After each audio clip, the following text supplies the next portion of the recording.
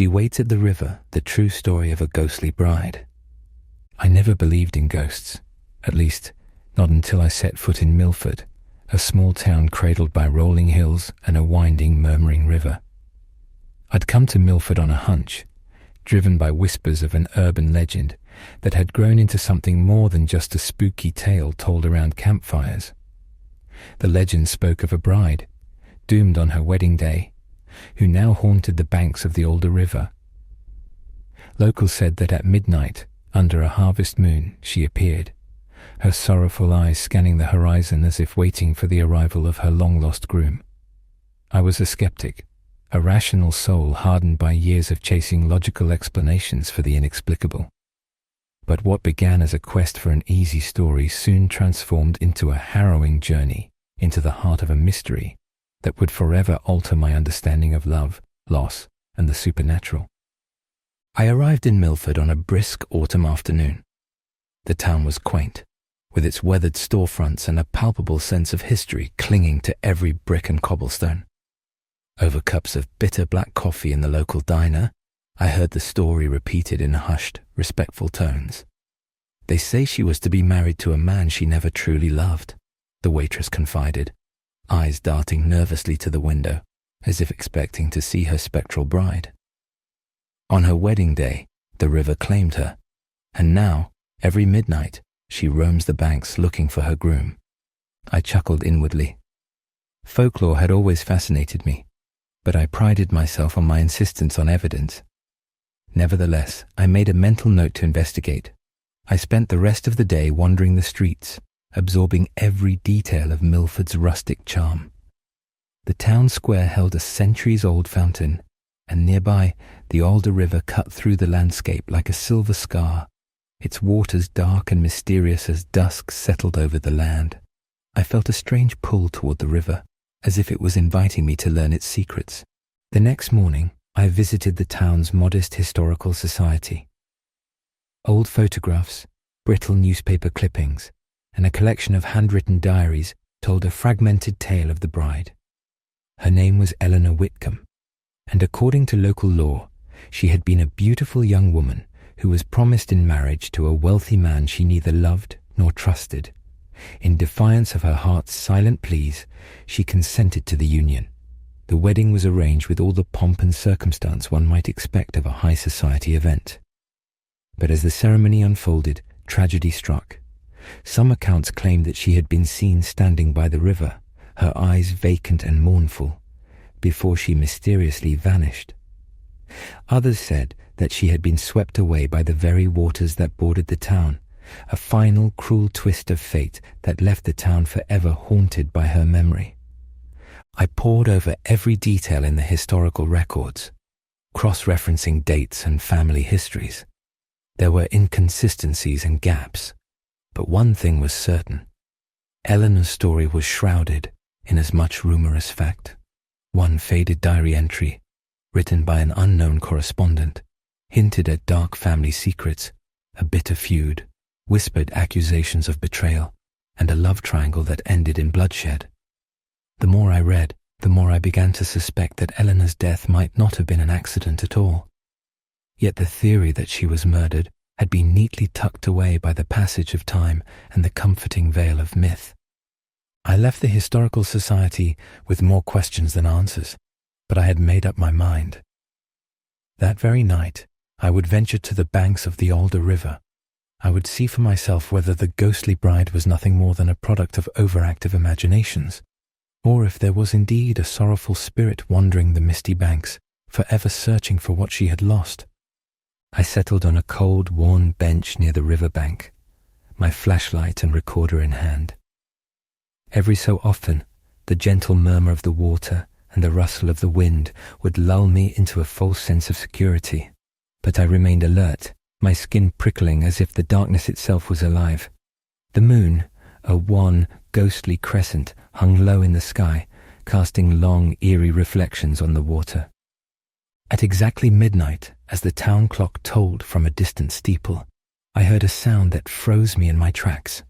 A soft, mournful sobbing carried on the wind. It wasn't the sound of the river, nor the whisper of the trees, It was something far more human. I fumbled with my recorder, hoping to capture the inexplicable sound, and strained my ears, trying to catch any indication of its source. Then I saw her.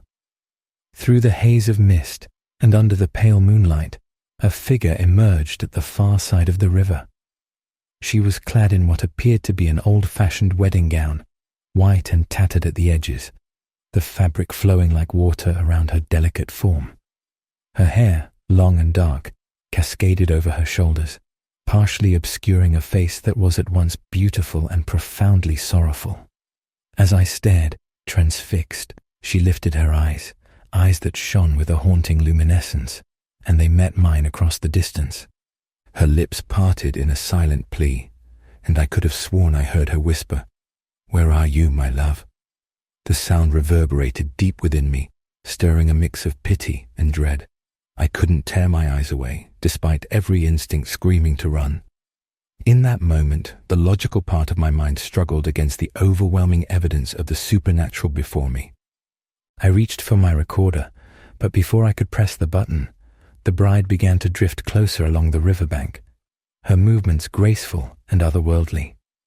The mists thickened around her, as if shielding her from the harsh reality of the night.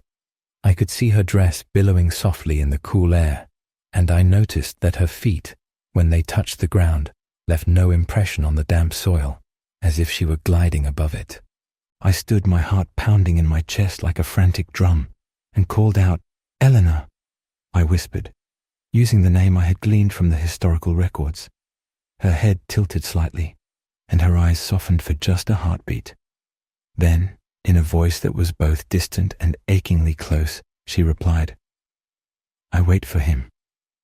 I wait for my love." The encounter shattered the barrier between skepticism and belief.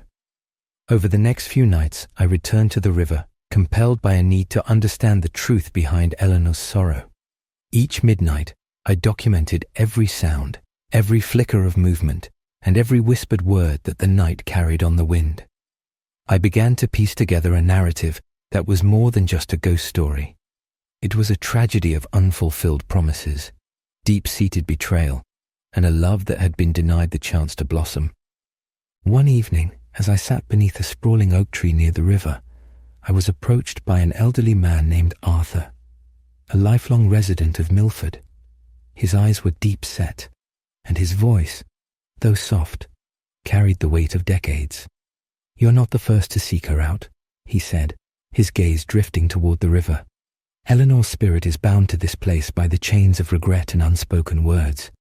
She is not merely waiting for her groom, she is mourning a past that can never be reclaimed." Arthur recounted a tale passed down through generations. Eleanor had been engaged to a man named Henry, a charming but impulsive soul with dreams larger than life. Their love, however, was forbidden by Eleanor's powerful family, who had arranged a different, more lucrative match. Torn between duty and desire, Eleanor made a desperate choice. She eloped with Henry, fleeing into the arms of an uncertain future. But fate was cruel. As they crossed the Alder River to escape the clutches of her family, a sudden violent current seized her. Some said it was the river's wrath. Others whispered of a malevolent force at work. Henry managed to escape, but Eleanor was not so fortunate. According to Arthur, Henry never returned to Millford, and he spent the rest of his days in bitter regret, haunted by the knowledge that his beloved had been lost to the very waters that now served as her eternal prison.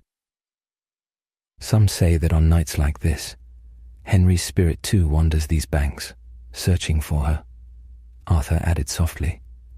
The notion sent a shiver down my spine, as if the tragedy of one life could birth another in the realm of the afterlife. I pressed him for details, any records, any tangible proof. But Arthur's eyes clouded with sorrow. "The truth has long been buried beneath layers of pain and time," he murmured. "Some secrets are meant to be remembered only by the dead." I left Arthur's side with more questions than answers. The pieces of Eleanor's story were scattered like fragments of shattered glass, each reflecting a different, distorted image of her fate. Had she truly drowned, or had her death been the result of something far more sinister? And what of Henry? Was his absence merely a footnote in a tragic romance? Or was it a clue to a darker, unspoken pact between love and loss? As the nights grew colder and the river's mist thicker, my midnight vigils became more intense. I documented strange occurrences, a soft humming that seemed to come from nowhere, footprints in the dew-laden grass that disappeared as soon as I shone my light upon them, and occasionally a fleeting glimpse of another figure watching from the shadows. It was during one of these late-night sessions that I encountered something that chilled me to my core. I was seated on the riverbank, my recorder running, when I heard a series of soft knocks, as if someone were tapping on a nearby stone. The sound was methodical, persistent, and it reverberated in the silence of the night. I rose and followed the sound, my flashlight cutting through the dense mist. I discovered an old, moss-covered stone marked with symbols that I hadn't seen before, runes that seemed to pulse with an eerie luminescence. Inscribed on the stone was a single word: remember. A cold shudder ran down my spine as I knelt to trace the inscription. I felt a sudden pressure in my mind, as if the stone was speaking directly to me, urging me to recall something I had long forgotten. For a brief, terrifying moment, I saw flashes of a life that wasn't mine, a life filled with desperate longing, sorrow, and a promise unkept. The vision faded as quickly as it had come, leaving me breathless and disoriented. That night, as I made my way back to my rented room in an old boarding house near the town centre, I couldn't shake the feeling that I was being followed. The creaks of the floorboards and the distant echoes of whispers in the dark corridors of the house melded with the ominous sounds of the river. I lay awake for hours, haunted by the image of the ghostly bride and the cryptic message etched in ancient runes. Determined to unearth the truth behind Eleanor's fate, I spent the following days scouring the town's archives and interviewing anyone who might have a clue. In the attic of the old Whitcomb mansion, a decaying relic on the outskirts of Millford, I discovered a series of letters hidden in a false bottom of an antique chest. These letters, yellowed with age and penned in elegant looping handwriting, were exchanged between Eleanor and someone identified only as H. The tone of the letters was both passionate and desperate, hinting at secrets that went far beyond a simple elopement. In one letter, Eleanor wrote, "My heart trembles with the weight of secrets that cannot be spoken. If fate should keep us apart, know that I shall wait by the river's edge until the end of time, my soul bound to the promise of a love that defies death itself." The words sent a chill through me. I began to suspect that Eleanor's story was not merely one of tragic romance, but of a forbidden love that defied the natural order, a love cursed by forces beyond mortal control. Could it be that the Alder River was not just a passive witness to her demise, but an active participant in a dark ritual meant to bind her spirit to this world? Late one evening, I returned to the riverbank with the letters clutched in my hand. The mist was thicker than ever, and the water seemed to glow with an otherworldly light. As I read aloud from one of the letters, I heard the sound of footsteps behind me. I spun around, half expecting to see a living soul emerging from the darkness. Instead, I found myself alone, yet not alone. The air seemed to hum with a presence that was both sorrowful and vengeful. Then I heard it, a voice that was not quite Eleanor's, but something more guttural and desperate. "Remember," it repeated, echoing the inscription on the stone. The voice carried a bitter note of regret, as if it were the cry of a soul tormented by its own unfulfilled destiny. I clutched the letters tightly, feeling the weight of the secrets they contained. In that moment, I realized that the legend of the ghostly bride was just the surface of a much deeper, darker truth. Eleanor's death, it seemed, was not a random tragedy, but the culmination of a series of events orchestrated by fate, or perhaps by a curse born of betrayal and forbidden desire. The river, the runes, the whispered voices, all were threads in a tapestry of sorrow that spanned generations. Determined to resolve the mystery once and for all, I decided to revisit the very spot where Eleanor was said to have perished. With the letters, the stone's inscription, and Arthur's account as my guides, I planned one final midnight visit to the river. As I approached the riverbank that fateful night, the moon was hidden behind a veil of clouds, and the darkness was absolute. The only light came from the faint luminescence of the runes on the stone, pulsing like the heartbeat of the earth itself. I stood at the edge of the water, and for a long time nothing happened. Then, slowly, the mist began to coalesce into a form.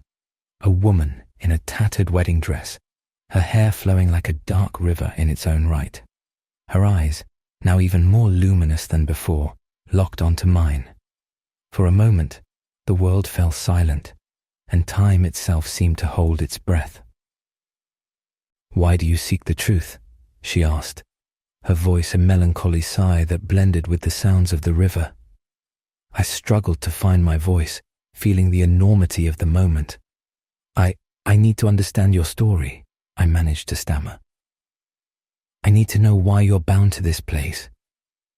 Her gaze softened, and tears glimmered in the moonlight as they traced silent paths down her pale cheeks. "I was betrayed," she whispered, as if the words themselves were a wound reopening. "My love, my Henry, was torn from me by forces that would not allow our union. My family, driven by greed and a thirst for power, conspired to have me silenced forever. I did not drown by accident. I was cast into these waters as a sacrifice, a bargaining chip in a dark game that still echoes in the halls of our ancestors." The revelation hit me like a physical blow. The gentle, tragic spectre I had assumed was merely a forlorn bride was, in truth, a victim of a far more sinister plot. A plot that had been carefully hidden by time and shrouded in the guise of a cursed romance. "Then what do you seek now?" I asked, my voice barely audible. "Do you still wait for your groom?" Her eyes, filled with an ancient sorrow, flickered with an intensity that bordered on madness. "No," she replied, her voice rising in anguish. "I wait for justice. I wait for the day when the truth is finally laid bare, and the sins of my past are expunged from the earth. I wait for those who will dare to confront the darkness that has haunted this town for far too long." At that moment, a cold wind swept across the river, stirring the mists and carrying with it a cacophony of whispers, voices of the lost, the betrayed, and the forgotten. I felt the presence of countless souls, all bound by their own tragedies, reaching out from the depths of history. The air crackled with an energy that was both terrifying and cathartic. I realized then that my quest for a rational explanation had been misguided. There was no neat, logical answer to the horrors that had unfolded here. Instead, I was witnessing the raw, unfiltered anguish of a spirit condemned to eternal vigil, a spirit whose story was a warning to all who dared tamper with the natural order of love and loyalty. In the days that followed, I could no longer view Eleanor's story as a mere ghost tale for the curious or the superstitious. The more I delved into the records, the more I uncovered layers of betrayal, of clandestine meetings and forbidden liaisons that hinted at a far-reaching conspiracy. The Whitcomb family, it turned out, had long been entangled with powerful figures whose influence extended well beyond Millford. Their involvement in rituals and dark bargains had left scars on the town, a legacy of secrets that whispered through the generations. I became obsessed with uncovering every detail. I sought out the descendants of those involved, scoured private letters, and even ventured into abandoned mansions that reeked of decay and despair. Every clue I unearthed painted a picture of a family steeped in dark traditions, a lineage that had sacrificed love at the altar of ambition, leaving behind nothing but sorrow and restless spirits. One particularly rainy afternoon, while poring over a collection of unsent letters hidden in a decaying chest in the town's archives, I discovered a name that sent a chill down my spine. Eleanor's betrothed, Henry, had a secret twin brother, one who had been shunned and erased from the family records. According to a crumbling journal, This brother had harbored a bitter resentment, a jealousy so fierce that it had driven him to commit unspeakable acts. Could it be that his malevolence had played a role in the chain of events that doomed Eleanor? The possibility loomed over me like a dark cloud, promising that the truth was even more complex and sinister than I had imagined. Armed with this new line of inquiry, I tracked down an elderly relative of the Whitcomb family who lived in a dilapidated farmhouse on the outskirts of town. Over a cup of lukewarm tea in her creaking kitchen, she recounted the oral history of her family, one filled with regret and ominous warnings. "We carry a curse," she told me softly, eyes fixed on a faded portrait of a smiling bride in a wedding dress, much like the one I had seen by the river. "It is a curse of love betrayed and promises broken.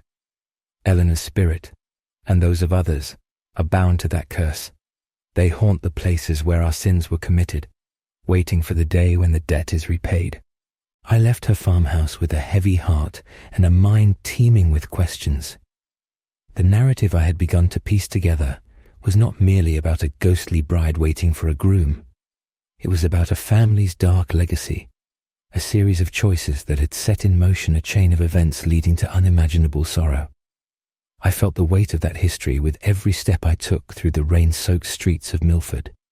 One cold, moonless night, I returned to the Alder River for what would be my final confrontation with Eleanor's ghost.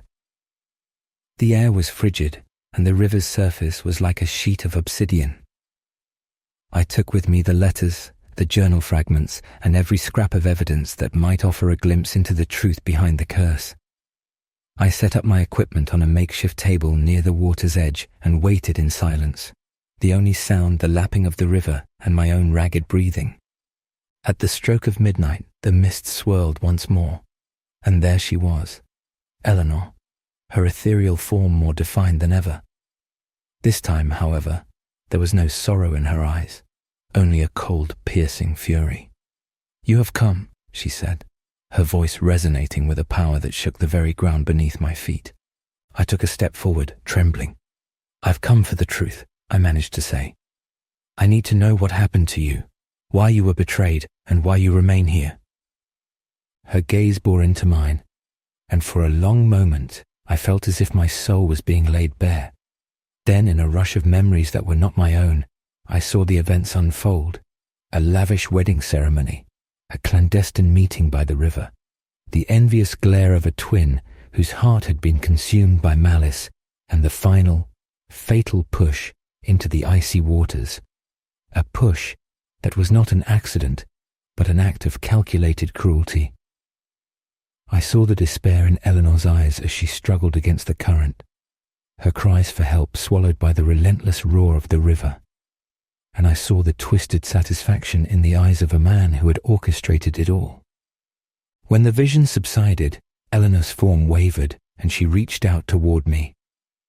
"Help me break this curse," she pleaded, her voice cracking with raw emotion. "Tell the truth. Let the world know of the sins that have chained us all to this fate."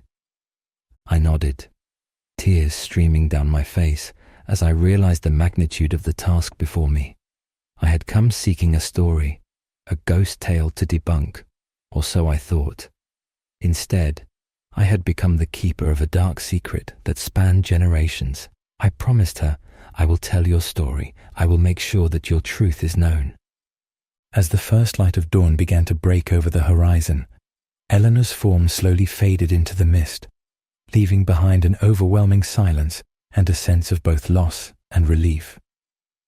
I gathered my equipment and retraced my steps back to town, my heart heavy with the knowledge that I had uncovered a truth that could never be erased. In the months that followed, I compiled every piece of evidence, every diary entry, every whispered legend, into a comprehensive account of Eleanor Whitcomb's tragic life. My article, titled "She Waits at the River: The True Story of a Ghostly Bride," became a sensation, stirring up old wounds and prompting long-suppressed conversations about the dark history of the Whitcomb family and Millford itself. Some dismissed it as mere folklore, while others embraced it as a vindication of their own memories and regrets. I traveled to conferences, participated in interviews, and even received letters from descendants of those involved in the tragedy, each adding layers to an already complex tapestry of loss and betrayal. Yet amidst all the attention and acclaim, I could never shake the feeling of Eleanor's presence.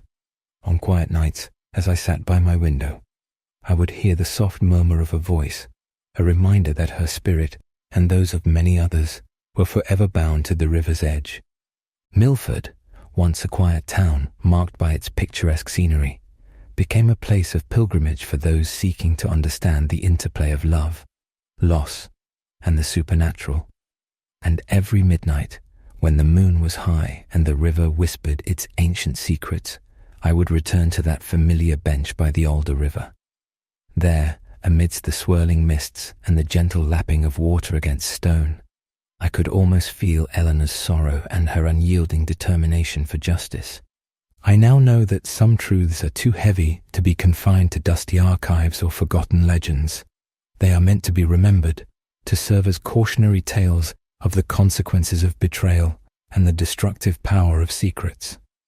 Eleanor's story is one such truth, a reminder that the past, no matter how deeply buried, has a way of rising to the surface when the river of fate is disturbed. Even now, as I write these words, I feel the weight of her gaze upon me. The ghostly bride may have faded into the mists of the past, but her legacy endures in the hearts of those who seek truth in the darkness. I have learned that the line between myth and reality is perilously thin, and that sometimes the ghosts we chase are the echoes of our own hidden sorrows. To this day, when I pass by a quiet river on a cold autumn night, I pause and listen for the soft, plaintive call of a bride searching for a love that was stolen from her.